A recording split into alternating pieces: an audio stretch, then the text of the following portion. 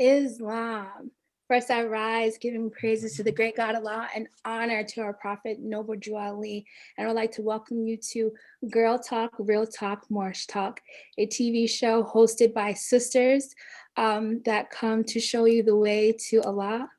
And we provide you with real conversations on how we are striving for purity in life and striving to be closer to Allah. My name is Sister S. Johnson Eel. I am a member of Temple 71, Washington, D.C. Islam. First, I like to rise, giving all praises to Allah, honor the Prophet Noble Drew Ali, honor to all the viewers. I am coming out of Philadelphia, Pennsylvania, out of Temple number 11, Islam to all. Islam, giving all praises and honors to Father God Allah and to our Prophet Noble Drew Ali. My name is Tracy Britt Bay from Temple 71 out of Washington, D.C. Islam. My name is Sister Elberry Bay, coming out of Brooklyn, New York, Temple 34. I first like to rise and give praise to Allah and honor to his prophet and honor to each and every one of you. Peace. Islam.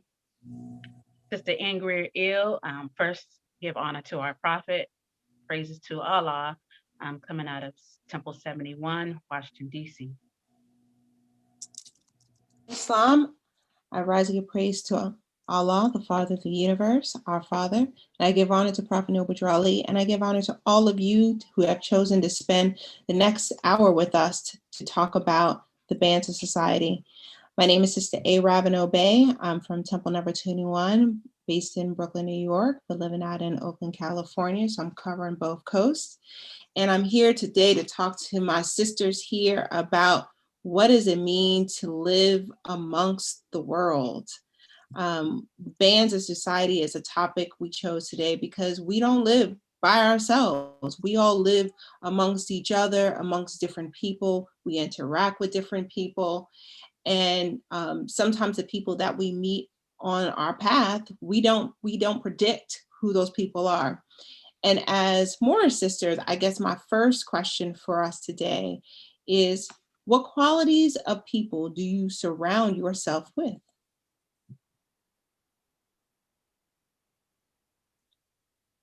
Islam. Well, I prefer a peaceful environment. I'm pretty sure we all can agree on that. However, I do make myself available to others by being kind, approachable, and making sure that I have a welcoming energy, always pleasant, just in case people want to approach you and socialize, if you will. So a peaceful environment, but I make myself available to all. Mm-hmm. Having a peaceful environment is so important. Who else wants to share? Islam. Islam. Praise Allah. So the question is, what qualities of people do you surround yourself with? I feel like I surround myself with all different qualities of people. No matter if you're going to the grocery store or you're going to your holy day meetings, you're surrounded by people. So you have to concentrate on the vibration that you're putting out, because what you put out, you get back. So, if you're having a rough day, maybe you just want to take a moment to sit back, sit down and pray, get your thoughts in order, kind of purify your mind before you go out and push that energy on anyone else. Because like I said before, you get what you put out. And so if you want love and you want respect and you want all of those different things that are positive, you have to make sure that you're giving that off.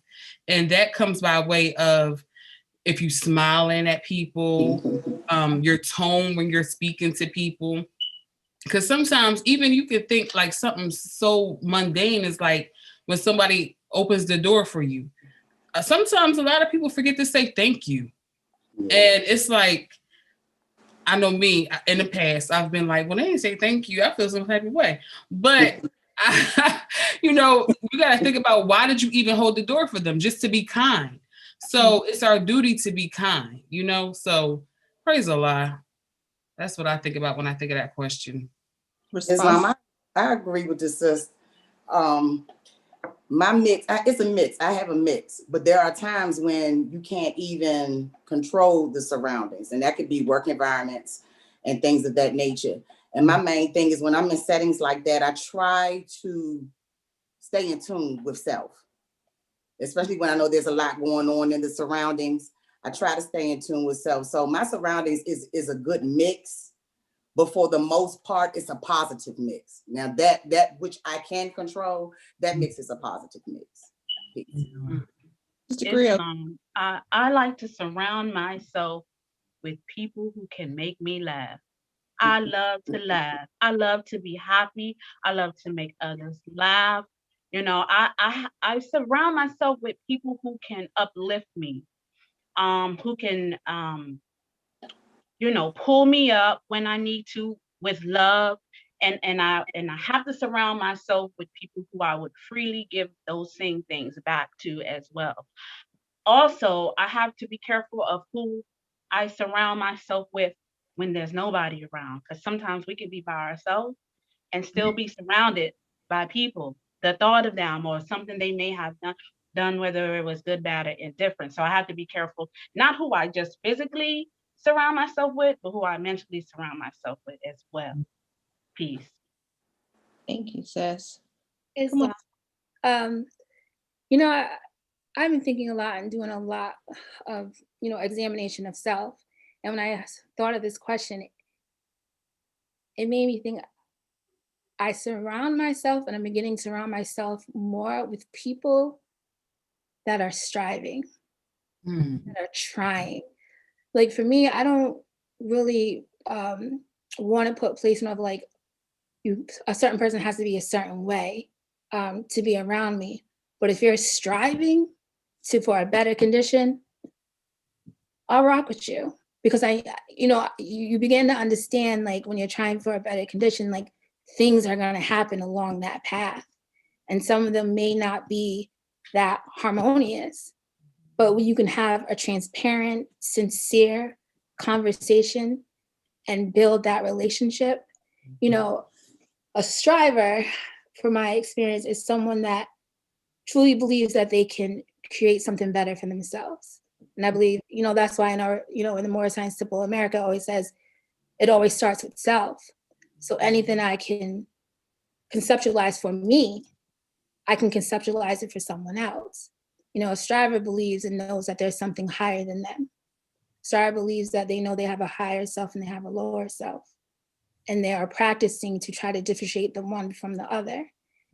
So I think a striving person, though, I surround myself with those people, because those people that are gonna ride with you through all the ways of life and have a deep understanding of like, I know you're trying to do this because they're trying to do it too. That's beautiful. I mean, I can answer the question. I actually try to use my principles as a gauge of the people that I have, because we all have ebbs and flows. And so I'm very attracted to people that have a loving spirit. You know, you can feel that energy, don't matter who they are, what walks of life. People that are truthful, that are honest, you know, like the Sister Berry said, peaceful. Those three things really resonate in my thought of what I want to make sure that people that are close to me, because once you get close to me, right, I'm open. That's it. You know, I'm just come on in. But those things are so important, because I know when you're speaking to me in truth, I'm expecting that, I'm praying that it's coming with some love behind it, and we're trying to stay in peace with each other. So that's what I look for in qualities. But as we all know, sometimes we're not always surrounded with the qualities that we want to be surrounded by. And so my next question is, how do you handle or accommodate yourself when you may not get the qualities that you were intending to come your way? How do you handle that? Come on, Sister Hawkins Bay. Well, thank you.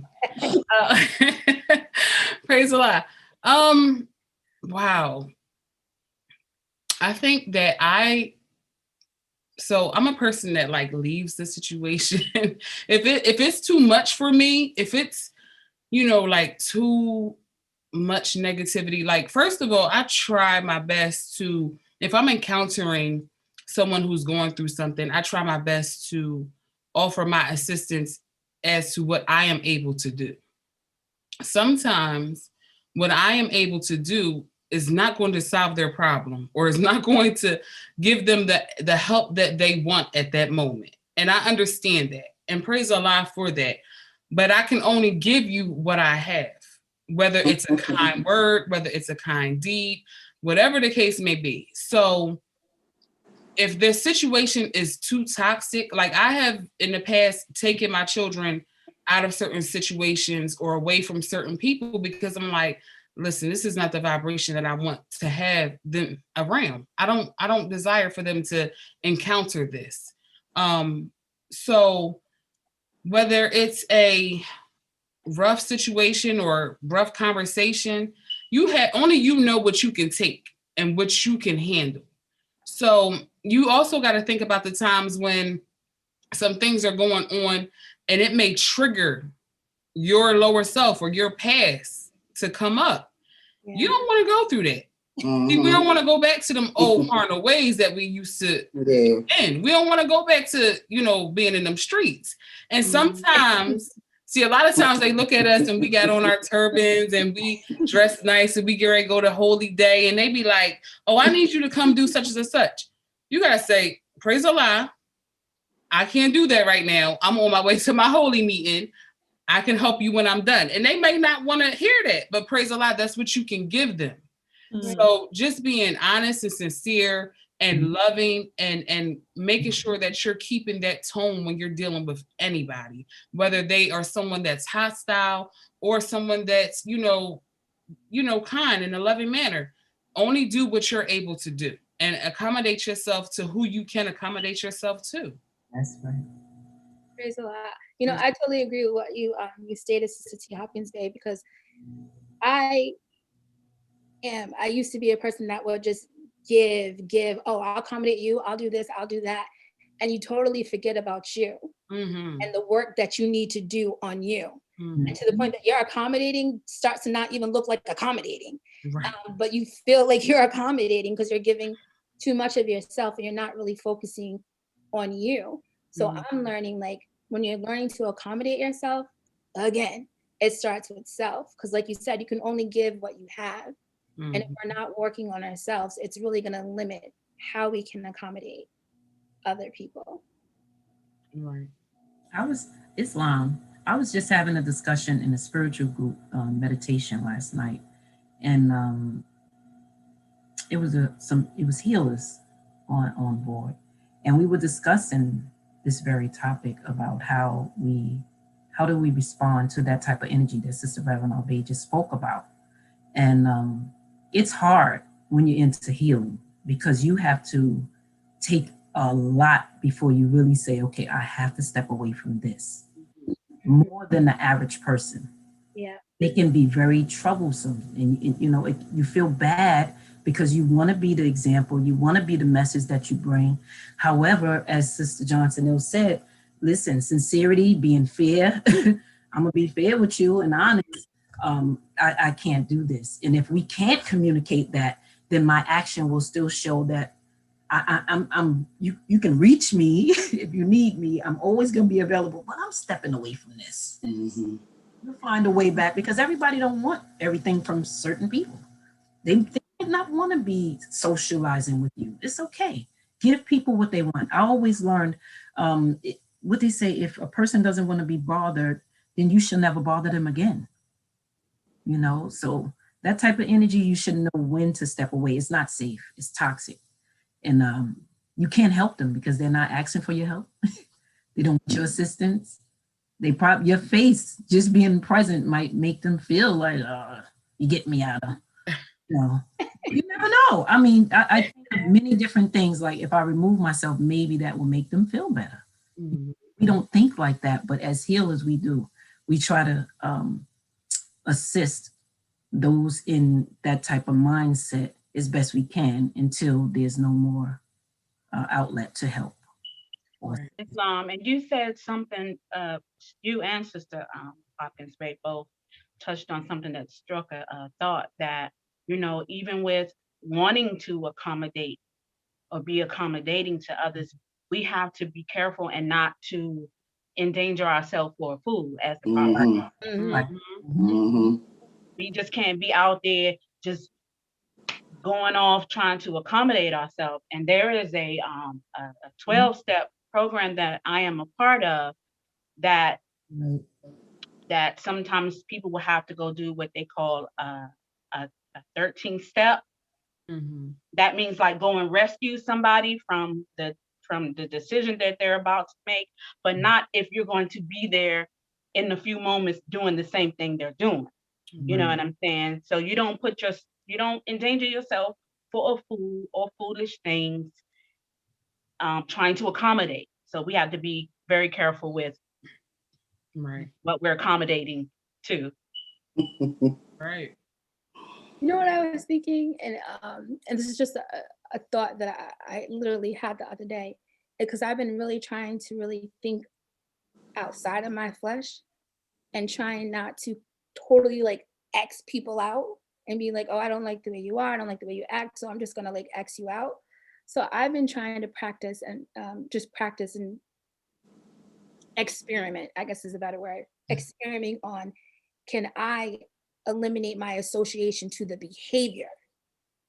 Meaning, Mm. when I encounter you, I know you're going to bring this behavior with you. So how can I use the instructions and what I'm learning and my the way I am to negate that behavior? Because I love you, you're my brother, you're my sister, and I want to be around you. So how can I navigate around that behavior? I'm recognizing it. I'm going to guard myself against it, Mhm. and I'm going to love you, and I'm not going to demand it in return. Like that's how we've been taught. So I've been trying to figure out like, how can I do that? And the only way I've kind of been figuring out how to do it is not focusing so much on the individual, but focusing on the behavior and saying, okay, I'm not going to encounter this situation because I know this behavior in this person may occur. But I can go on that on that project or that with them because I know how to navigate against that behavior. Right. Islam. I agree with everything you sisters have said. When I think about accommodating others, it puts me in the mindset of, and we definitely have to be careful in doing so. I know sometimes that I have to watch my actions in accommodating people because sometimes I want to accommodate when people might not even want that. I have to be careful with that. But when I think about accommodating others, I think about when I see my brothers or my sisters on the streets and they may ask for something to eat or some money. Something to eat is like a no-brainer. But I know there are times, me myself, when I may struggle with when they ask for money. But when I think in terms of, because you in your head, like, depending on where you are, how they come at you, this, that, and the third, sometimes I can get in my head with, she probably gonna go do something they ain't got no business or something of that nature. But when I read, the prophet tells us, if thy brother is in adversity, assist him. Mm-hmm. If that sister is in trouble, forsake her not. He did not say to sit there and rationalize in your head what they're going to do with that money. But I'm guilty of that. I have done that. And when I think in terms of, if it was me, I wouldn't want nobody doing all that because I need some money. I might want to go and buy my own food. So, we definitely have to be careful in how we even think in our minds, sitting there trying to juggle, if I should do this or if I shouldn't. The prophet just tells us, he doesn't tell us that we need to be sitting there doing all of that. If the environment is safe, the person doesn't look dangerous, if you have it. I've even thought about times when, my funds were tight, but they ain't asking for your bank account, Tracy. They ain't asking for the whole thing. what's $1? What's 50 cents? And you sitting there juggling in your mind about that, so yeah, that's what I think about accommodating people. So when I saw this question, it made me think a little deeper as far as my position when it comes to accommodating. Thank you. Islam sisters, we have a quick question from the chat. And it says, Islam, so how do we explain what the prophet means when he says, though its ways are uneven, yet they are not all painful, accommodate thyself to all? Can you repeat it one more time? How do we explain what the prophet means when he says, though its ways are uneven, yet they are not all painful, accommodate thyself to all? I mean, when I hear that question, actually, even the way we're all answering it, I thought about it in two ways. One is the first part was like, do you accommodate, right? And the second is, how do you accommodate? And so you can accommodate all, but it's in the how. And I'm gonna go back to what you said, Sister Hopkins Bay, because I think you probably do a better job than I do. And I can see Sister Johnson, I think we talk about this a bit. Sometimes when people ask you, you think you need to give everything, but maybe they don't even need that, right? Maybe they just need something, but you do need to figure out what you need too, because understanding that sometimes you can just offer a word of comfort. It doesn't mean that they asking you, like even to the birthday, they might be asking for $1. You don't know what that dollar is for. It could be for food. It could be a sister that I've seen, sometimes they need their, to take care of their sanitary needs sometimes, so you don't know what that need is. So I think it's important to, we have to, we're going to go a little bit to the next, but we have to work in the bands of society together. And if our brothers and sisters need us, we need to be able to support and help them. But we have to find the right balance where we can give them what they, as much as we can give them what we need, what Allah's blessed us with. Because Allah blessed us with something to give them something. And it could be so many things. It doesn't mean it has to be exactly, somebody asked me for, $100. I don't mean you have to give them $100. It's like, I don't have $100. I give you 5 to your goal to $100 maybe, but I can't give you that. But I can. That doesn't mean that I can't, or maybe I can think of a way that you can get that $100 too. So I do think that we have to work with each other to allow each other to live in a peaceful manner. That's how I would think of that question, sister. But what others? There is another one. I think about the balance because the prophet gives us a balance in our lesson and instructions. And social duties, this is a two-way commitment. Because he's telling you to be friendly to mankind as it is thou interest that man should be friendly unto thee. It's a two-way commitment. And he says in one of the instructions, and I'm paraphrasing, that you should be kind, but until you see it, forget it not. So he gives us a balance, and I think we know how to reason. We have instructions that show us how to work situations out. So long as you keep the balance. Prophet Noble Drew Ali don't burden the Moors. He gives us a balance on how to make those decisions and dealing and reciprocating into the community. Praise Allah. I agree with that balance, kind of from that question that Sister T. Hopkins stated, is that you could be in a situation and you're going to accommodate someone and get a pleasant return. You can be in a situation you're going to accommodate someone and you may not get a pleasant return. But he does say accommodate yourself to all. So I think in that, having that understanding that that everything is in moderation, that there is a balance in everything, and that you're guarding yourself and you're not raising your expectations so high that it affects you, that you're like, next time I just won't be doing that. You know what I'm saying? That you understand that one thing I'm learning, that it's not you, like it's Allah that's allowing you to do this. And so kind of sometimes I have to remember that Allah has blessed you to do this work. Allah has blessed you to do these things. And I think that's when the balance comes in. And then you ask yourself, now you can ask yourself, do you have the will and desire to do it? Because if so, you will go into that situation fully prepared of what you're going to encounter to do his work. And so that's kind of, I try to embed in my mind when I be going through my moments of like, I don't feel like you're doing this right now. And I feel like, it ain't you. Get up. You got to move. Right. I will say this too. I want to go with everybody started reading Social Duties. You know, it says that he placed us in society to receive and confer reciprocal. Reciprocal means both ways, help and mutual obligations. And so, you know, when I think about it, I know it's so easy to think about someone who may not have something physically more or less than you have. But to me, it's when we are needing help with whatever it is, you know, I may need help with something, and it's in my best interest to ask for help. Because I don't know about you, for me, and sometimes it's hard to ask for help. And then, but when you know when someone asks you for help, like, of course, I got you, right? Yeah. And so that ability to do it so that we can be happiness and have peace is the way we're supposed to be set up to do it together. True. We have another question from the chat. And it says, when you are in a situation when you are unsure to accommodate yourself to someone or their request / desire, what helps you determine if you should or not? Can you repeat that, sister? Yes.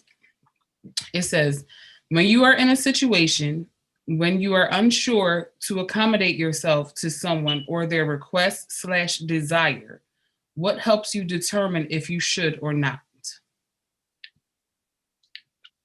Probably the energy or the vibration, the severity of the need of the thing, and the sacrifice, if there is one, that I have to make. Sometimes those thoughts all come like right behind each other, so it doesn't take a long time to figure it out. But I guess, just examine with care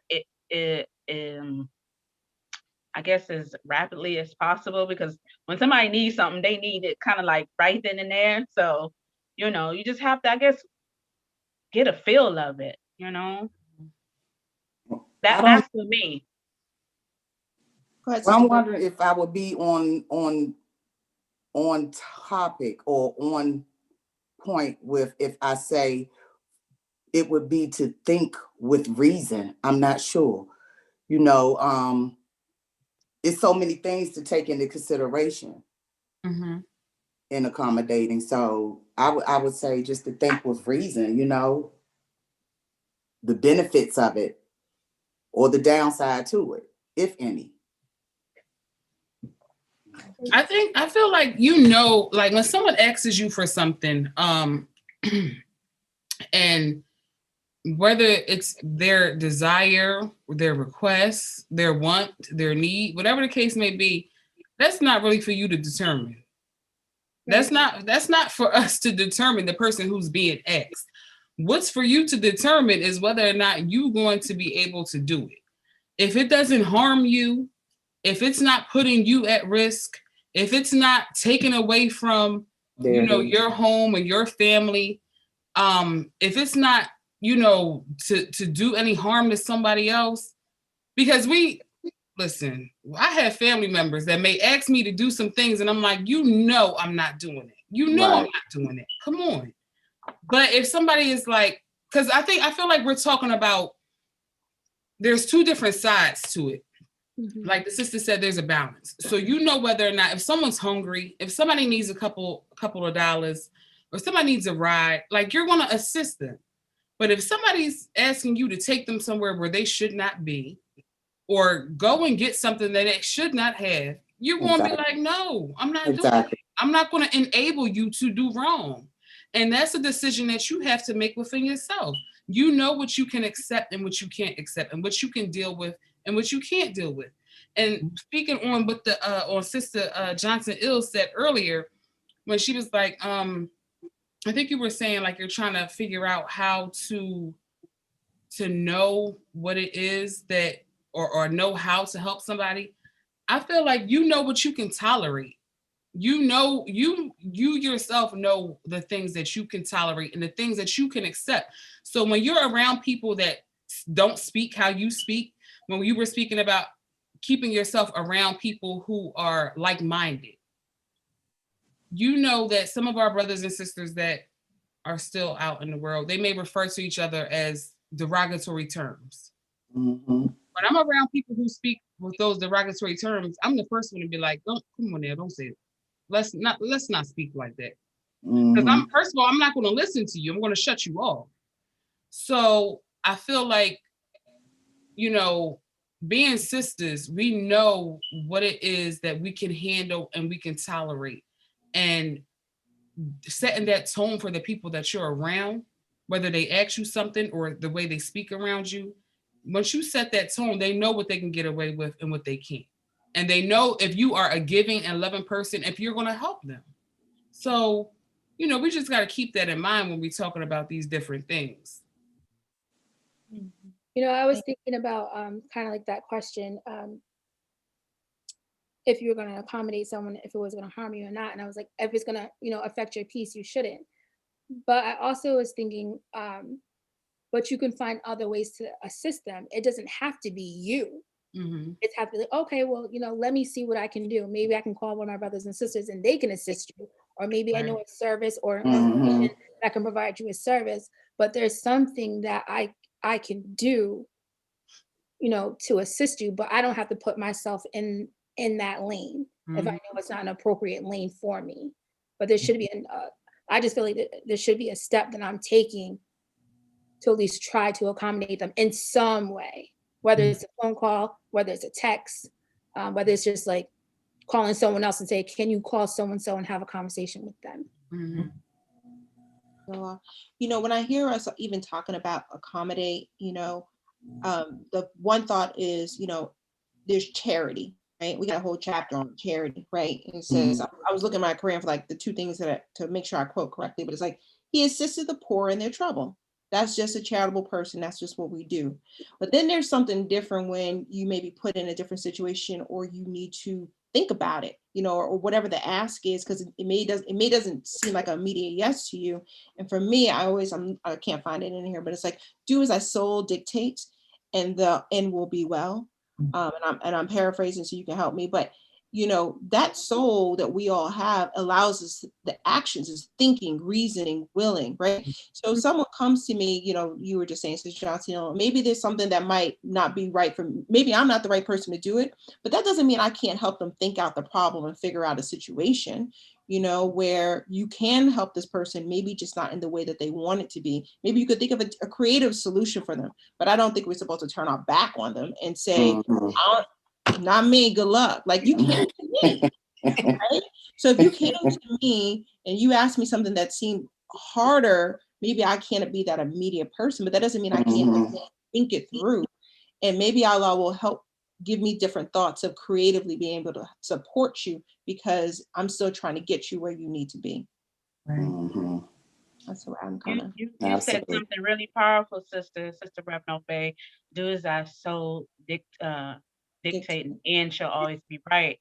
You know, that is like a starting point, and you know, in how to maneuver and deal with others when we're accommodating. Thank you for saying that.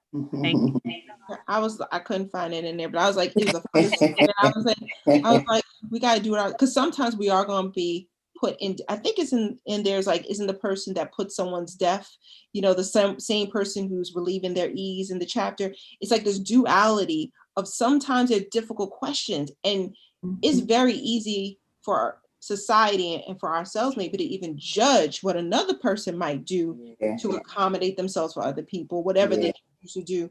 But at the end of the day, you got to do what your soul dictates. I can't be that person, you know. And we've all seen some, you know, maybe friends that made different decisions that we are, but that's what their soul dictates. So I got to respect that. And be a friend. Speaking to that, I'm gonna get to that next question. And the question that I have is, the prophet teaches us to be a friend to mankind. Mankind, right? That's everybody, no matter what they look like, who they are, what they show up as. And it seems really easy to do that when we're cool, right? Or when people are similar. How do you do it when maybe they're different? You know, or if anybody willing to share a situation where they had to figure out how to be friendly to mankind that maybe didn't look, smell, seem the way they normally used to seeing somebody, or how they approach them. Islam. I like sharing this story because I think it is a highlight moment in my life that I did something with absolutely, absolutely nothing to gain from it, right? I wasn't at work. I was being nice because it's just nice to be nice, or doing my job. It wasn't somebody I knew. It wasn't a child, which is easy to be kind to children. I was, it was a few years ago. I was on my way home from work, and this European guy who appeared to be homeless um, walked. We were passing each other's path, and he had this tulip. He called it a day tulip, and he says, do you have a dollar for this day tulip? And in my mind, I was like, he done pulled this out of somebody's yard trying to sell it, right? But he went on to explain why it was called a day tulip. And he told me because once you pick it, the bloom only lasts for a day. I said, man, I appreciate your hustle. Not only did you try to sell me a flower that you picked out somebody's yard, but you gave me a little lesson at the same time. I said, I'm gonna give you $2, right? And so he was like, thank you so much, so on and so forth. And I started to walk away, and I said, I gotta do more than to brighten his day. So I said, excuse me. I said, can you do me a favor? I said, can you put this flower behind my ear? It is said that when a woman wears a flower behind her left ear, it means she's single. Wink, wink. And he smiled and he blushed, and that made me feel good. He went on his way, and I went on my way. Peace. Peace. Thank you for sharing that, sis. Go ahead, sis. Islam. I can relate to that too. When I used to work in a hair salon, there were a lot of street people that used to be in the area of that salon. And I remember one of the sisters asking me, Tracy, why all of them always coming here to you? And I said to her, because you know what? I don't make them feel no different than anybody else. I can hug them the same way I can hug you. And because of the fact, and it also helped because I can say that I could relate.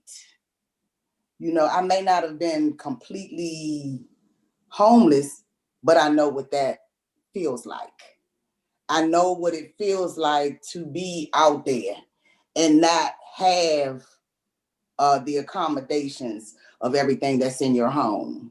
Mm-hmm. So with me having that experience, that changed my heart when I did clean my act up. I didn't forget that. So when I see people like that, it's a reminder, it's a reflection to me. So it's not hard for me to stop and have a conversation with these people, and I don't, forgive me for saying these people because they're our brothers, they're our sisters, but they found it so strange because there was this one particular guy and he would come in there every week and he'd say, hey sis, how you doing today? He was like, I'm getting myself together. I'm gonna check into this place and this, that, and the third. And I used to always tell him, you don't have to tell me that. It just would bless my heart to see him every day, and just to be able to extend that kind of love or whatever was needed for him if I was in a position to do so. So, and then, it also tells us, and I want to share this real quick. The prophet tells us that when man honors man, he honors Allah. And what man does for man, he does for Allah. Allah. So if you would serve Allah who speaks within the heart, just serve your near of kin and those who are no kin, the stranger at your gate and the folks that seek to do you harm. I've even had friends that, for whatever reason, stop talking, stop speaking to me. And it's not, let me say this, it's not easy.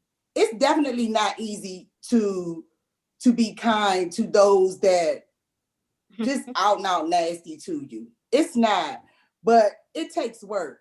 It takes practice. And sometimes you just gotta step out there on faith and try and apply what you know is right to do. That's And right. when you see the results of your being obedient and just applying it, it makes you feel good. It ain't even about the other person no more. It makes you feel good inside just to be able, well, you know, she don't like you, or you know, he ain't feeling you, but that's cool. How you doing, brother? And keep it moving. And keep That's right. it moving. And you keep your peace that way. That's right. Peace. Yeah. So the prophet said, love and not demand love in return. That's what we learn how to do. Yes. You Yeah. understand? So we only give in love. And whether they want to receive it or not, that's not our problem. It's how we respond to people who call ourselves not being cool.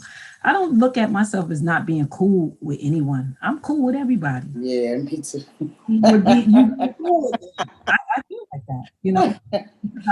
I think I demonstrate love mostly. I try.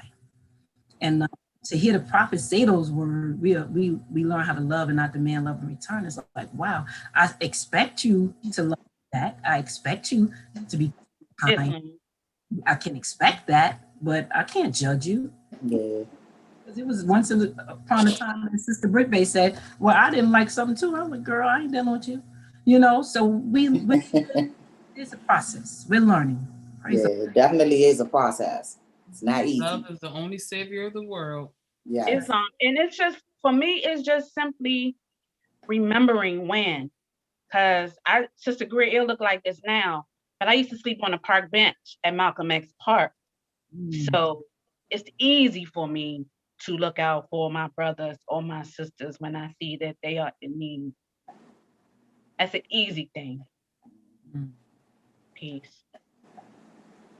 Go ahead, sis. I was going to say, I remember for the last couple of days, Sister Berry Bear kept on saying this word to me, and it was attentive. And I was like, man, I got to look this word up. It sounds like an easy word, but when you look it up, it's like really being focused on your intentions and what you're doing. And when I think of like, are you really being a friend to mankind? Like, how attentive are you in that lesson? You know, and so I started looking at myself like, how attentive are you when you're interacting? Or are you just going? And at times I find myself just going. And so talking to Sister Ella Berry Bay, I took a step back and I was like, okay, let me practice being more attentive, because I do care. I do love everyone, but am I making sure that it's showing in my actions? That's right. And so when I took a step back and I was like, yeah, probably not over here, probably not over there, or you took a break all last week. And so you start to learn, like when you're practicing to love instead of hate, I'm learning it's not like an exam that you take in college. You like up past that and move on. It's literally something you're doing every day, every moment throughout the day. And that's the part of being attentive, understanding that this is something that you're doing every day, and understand like when you don't do it, something's gonna happen that's inharmonious. It's natural. You using your tools, sister. That's chisel. You be trying now. So, but you know, you just learn like, okay, there's no days off in this. Like that's what you learn. There's no days off. You're constantly practicing, you're constantly striving to grow. That's right. And that's why I like when we were talking at the beginning of the show, it's so important to make sure you're surrounding yourself around people that are trying to do the same thing. Because it's going to make this journey so much easier. True. Yeah, because you know, when I think about society in general, there's so many ways that there's so many situations where it's set up where you're against each other. You know, I mean, I tease my family, but like, you know, sports. It's like, why I gotta vote for? Why can't I root for both? Why can't I? You know, like politics. There's so many things in the world that it sets you up where you're against the other person because of their one thought. But the truth is, right? I'm supposed to love all mankind. And so we have to really be careful when we're interacting with whomever it is. You know, it's crazy when I hear people say that, you know, I'm not going to be this friend on social media because this person said something, right?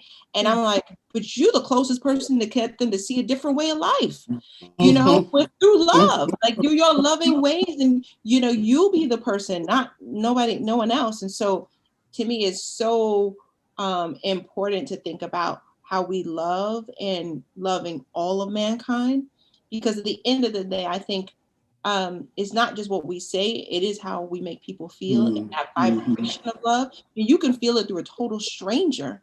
I mean, we come in a sisterhood of love, and we have not even been in one location together. We were just talking about that earlier.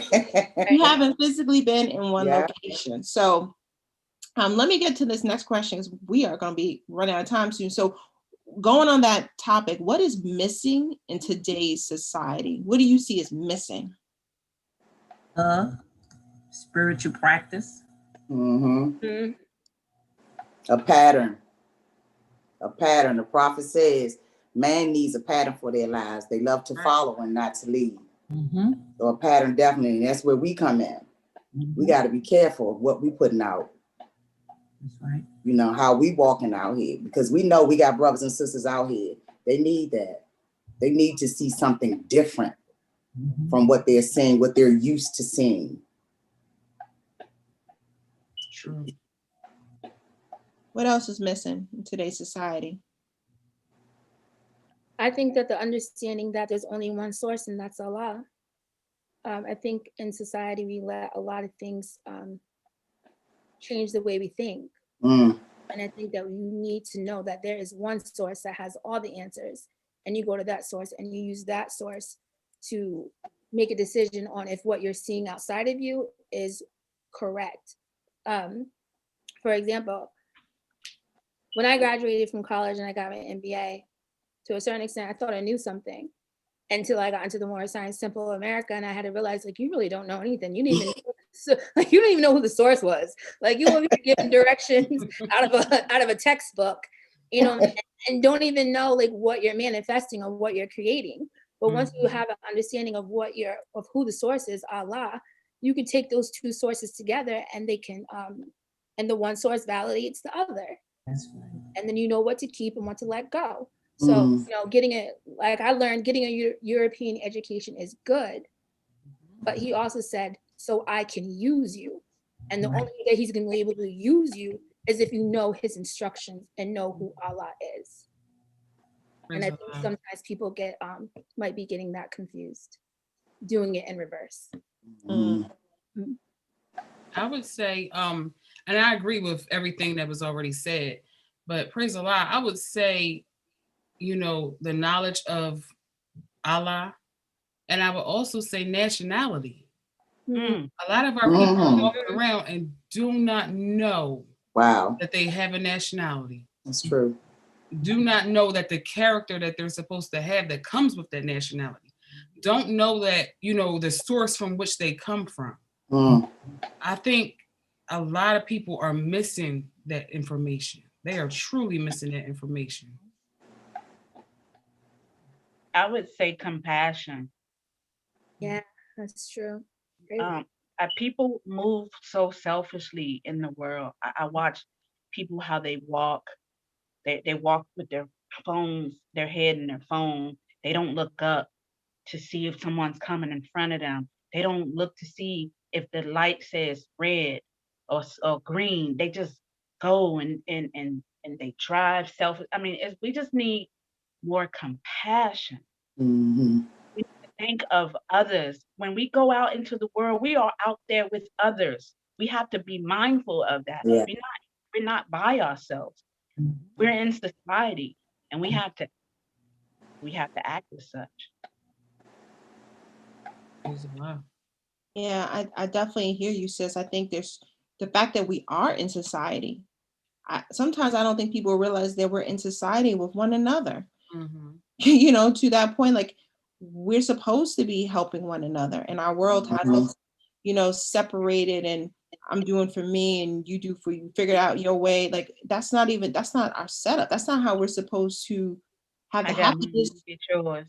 Right. How are you going to get the happiness and enjoyment of life together? It says in here, if we're not in the bands of society. So I think the fact that people forget we actually are in a society really, really what's missing. And then I'd say the second thing is that, man is a thought of Allah. you know, and not forgetting that where we came from, where our source is, you know, and what we've been gifted to have. So any others before I'm gonna jump into the next question I have for you all. Praise Allah. Okay, so what would you say to someone who believes they don't need to live in a society with others? What's your Islam, Mhm. I would ask them first, up until that moment, is there anything in their life that they have been able to accomplish without the help of anyone else? And if their answer is no, then there you go. Oh, there you go, right there. There you go. Mm. That's my spiel. I concur with that thought. Right. Exactly. Any other thoughts? Any other advice? 'Cause some people don't think that they need other people. So I'm just wondering, how do you help them get there? That's a wild thought to have. I know. I don't I have just I don't even know what to say. wow. I don't know. That's great. It's a very lonely place to be. I can say that. Yeah. It's a Yeah, very lonely place to see. The only way that I could relate to it is when I was younger, I used to think that I had to do everything for myself, and I wasn't really willing to accept help from others. And I kind of put myself in a place like, I can do for me. I don't need nobody. Which I kind of think that might be along the same wave thought as that. And it's a very lonely place to be, thinking that, you know, it's a defense mechanism in a way, thinking that you can do everything on your own. All you need is yourself. You don't need anyone else to do anything for you. It's definitely not a good way to think. It's definitely not a good way to grow. You're not going to grow. You're going to stay stagnant. So I guess what I would say to someone that would think like that is just ask. I mean, it's simple. Like, do you believe in Allah? Like, do you believe in a better condition for yourself? Because just like it says in social duties, there's no way that we're creating better conditions for ourselves without each other. Mm-hmm. It's impossible for that to happen. If you think about, Allah has gifted us all with, you know, with our own understanding, and that's what we contribute to society, and that's what builds our nation. So when you think about it that way, and you talk to someone like, you really want to know, like, who are you, or do you even know who you are, if you think you can do this on your own? Well, I say this, Allah did not create life for us to live on our own or to be by ourselves. Right. He says, no man lives unto himself, for every living thing is bound by cords to every other living Y'all thing. pulling them So lessons you out. may try and do it, but are you going to enjoy it? I think not. I think not. You know, so I mean, that's all I could give you. It's not even, life is not even designed for that to be possible. Islam. We need one another. We weren't created that way. Exactly. Exactly. You might not want to deal with everybody, but yeah, you need somebody. I know I do. Remember, I know I do. So I need y'all to stay around. Remember that we You don't nowhere. so we need to help a person like that restore harmony and peace. They have no peace. Yeah. And, you know, that would bring tears to me. There's a whole lot missing. There's a whole lot missing there. That's right. People who need people are the most blessed people in the world. It's long. All right. I don't know. Do we have any more questions in the chat before I want to make sure we catch any, sister? Yes, we actually do, but I know some of them we had answered But just quickly, I wanted to go into and just give a quick quote out of the Quran on that topic that we just spoke about. And this is coming from chapter 38, page 47. And I'm just read one instruction number 28, where it says, perception of thyself, the knowledge of him who created thee, and the sense of worship thou owest unto him. Yes. Are not these plain before thy face? And behold, what is there more than men needed to know? So I think that answers that question. Yes. Straight up. Anybody who thinks that they can't live in this world with nothing, with no one, like, come on, we gotta be serious. So yes, I'm sorry. Go ahead. No, I'm sorry. I don't know if Sister Hopkins, babe, if you didn't catch this question, if I may put it out there. It says, how do you keep selfish thoughts away when accommodating others? Did we say that one? No, I was about to say it, but you got it. Praise Allah. Okay. My bad. How do we say it one more time? How do we selfish thoughts? How do we keep selfish thoughts away when accommodating others? Mm-hmm. It takes work. I guess meaning what is in it for me kind of thought.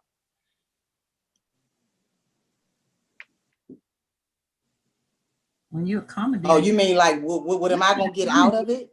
Yeah, if I'm accommodating, you can't. That's where. If you have a selfish thought, you're not even thinking to accommodate someone with a You're thinking the game. Yeah, you all way out the game. Yeah. I don't think that would be accommodating. That would be a motive more so. Yeah, when I hear that, selfish thought, I mean, that puts me in it when I should be thinking about them.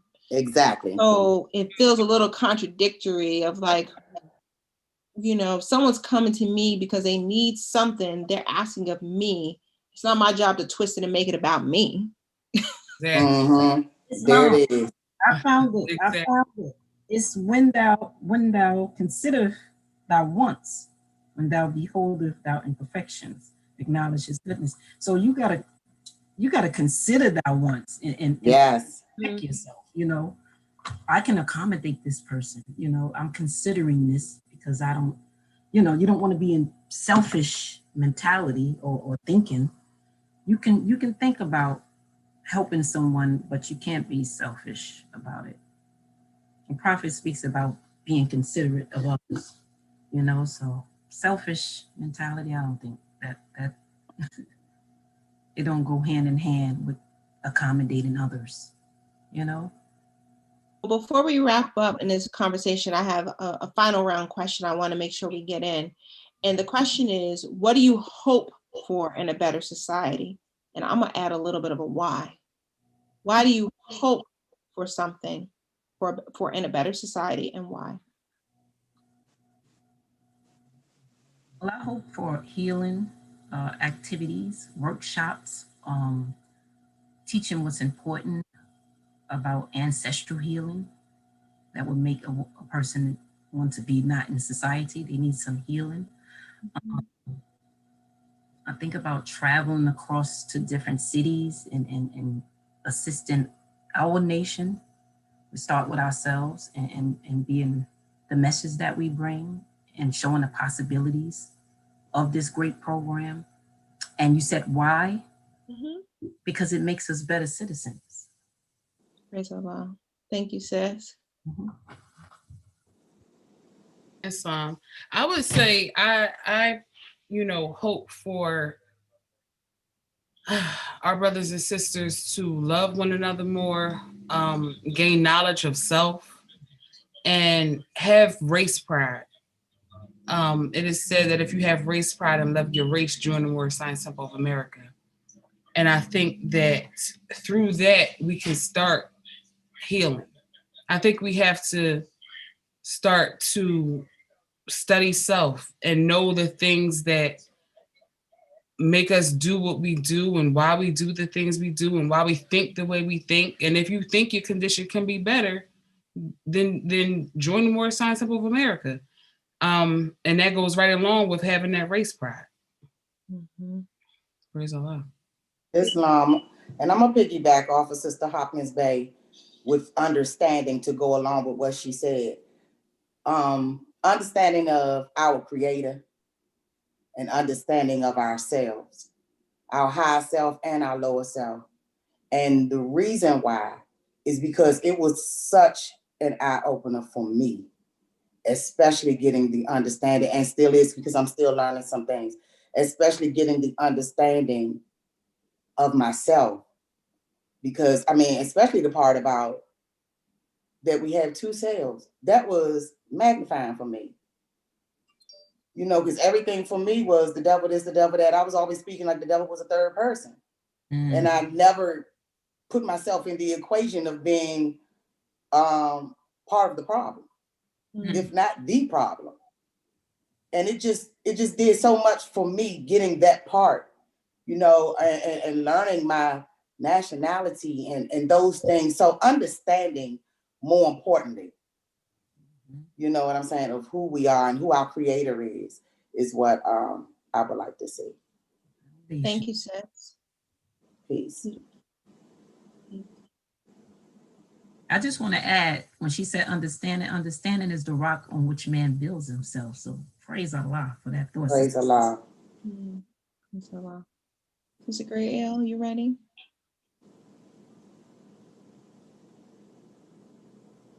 What do we need more of? Was that your question? What do you hope for in a better society? Togetherness. Why? Because we need it. We need it. I need it, and I'm sure we all need it. I'm clear that we are in trouble, and we have to raise our thoughts so that we can come out of the trouble. That's another thing we need. We need to have a higher vibration. You know. Sister Johnson Neal? Islam. For me, that all will know of Prophet Noble Drew Ali and his teachings. And why is because his instructions have brought me hope when I was in a weakened state. And I see how they can change one's life towards a more harmonious condition. And I always, when I think about and dream of a world full of individuals that follow his instructions or just listen to his words, I see beauty. That would be my hope. Thank you. And I'll say my hope is that we need more, and better in our society, we need more love. Because we said it earlier, love is a savior of the world. And we live, I believe we live in the society with the world. And yet it's the one thing that if everyone just could up their game just a little bit more in love, imagine how we would treat, accommodate, respect, have unity together, and have more, someone said, compassion for whoever, whatever they are. So with that, I want to say thank you all for having the conversation with me around the Bantu Society.